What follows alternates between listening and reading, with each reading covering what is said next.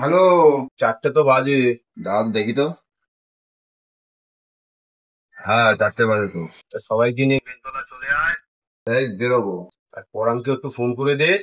হ্যাঁ পরাণকে ফোন করছি। ঠিক আছে। আচ্ছা ঠিক আছে। ঠিক আছে। ঠিক আছে।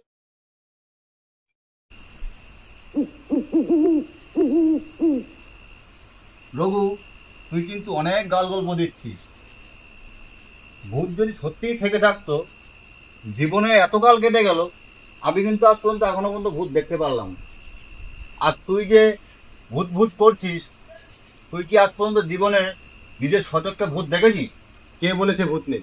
ভূত আছে। আমাদের গ্রামে অনেকেই দেখেছে, আমিও দেখেছি। এমনকি আমিও ভূতের পক্ষে পড়েছিলাম। থাক, এসব পুরনো কথা বাদ দে। ওসব তোর মনের ভুল। যাদের মন দুর্বল তারাই ওই সমস্ত নিয়ে ভাবে।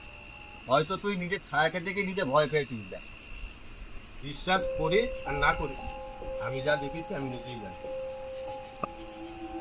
আরে তোরা নিজেদের মধ্যে এত তর্ক করছিস কেন? ভূত আছে কিনা সেই বিচার তোদের হাতে নেই।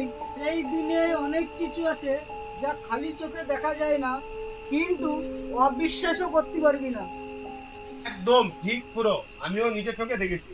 কিন্তু অনেক কিছু দেখেছো, তাহলে আমাদের একটু বলো না, আমরা একটু শুনি। সন্ধ্যায় একটা গল্প হলে গল্প সুরেশ কেমন হতো?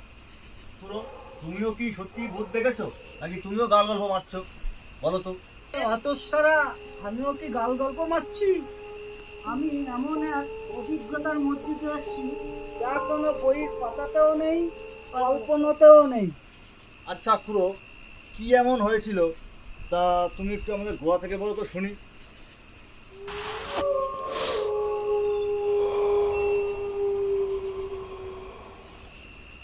অনেক বছর আগের কথা, বলতে পারো আমার যৌবনকাল। সেইবার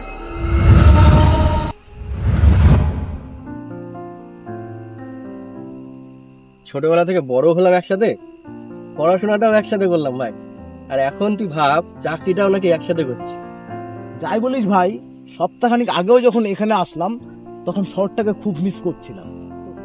ঠিকই বলেছিস, আমারও মনে হয়েছিল যে এখানে টিকে থেকে বেশি দিন চাকরিটা করতে পারবো না। তবে আমরা দুজনেই ভুল ভাই। দেখ, এখানে শহরের মতন কোনো হইচই নেই, কিন্তু কত শান্তি এখানে ভাই। আরে ভাই, যদি শুধু কাজই করে যাই তাহলে ব্যাপারটা একঘেয়ে হয়ে যাবে। সপ্তাহে মাঝে মাঝে একদিন অন্তত ঘুরতে যাওয়াটা খুবই দরকার। যা বলেছিস, বাড়ি তো প্রায় চলেই গেলাম ভাই। যাওয়ার আগে একটা চা খেয়ে যাই, কি বলিস? মন্দ হয় না ভাই, কাল তো শুক্রবার, অফিসও ছুটি। তাই একটু দেরিতে বাড়িতে ফিরলেও কোনো ক্ষতি নেই। না না,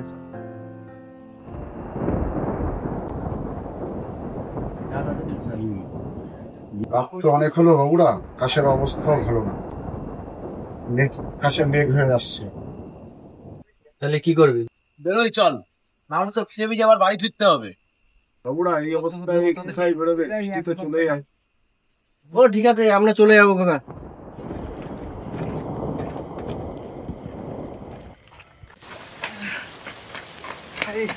ভিজে তো পুরো স্নান হয়ে গেলাম ভাই। আরে ভাই, ওই দেখ একটা হাবিলি। চলো ভাই, ঢোকা ঠিক হবে ভিতরে ভাই? আরে বাবা, কি করবি, বৃষ্টির মধ্যে ভিজে ভিজে মরবি, ঠান্ডা লেগে যাবে। চল, বৃষ্টি কমলে তারপরে যাবো।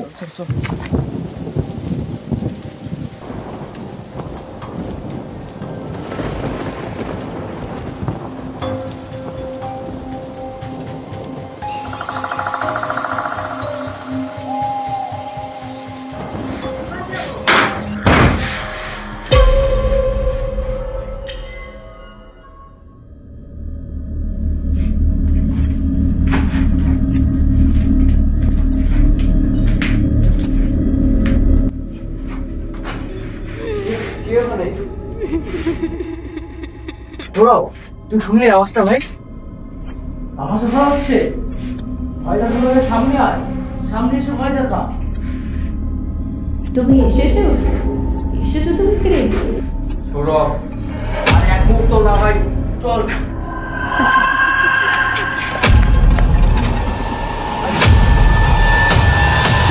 ঠিক আছিস?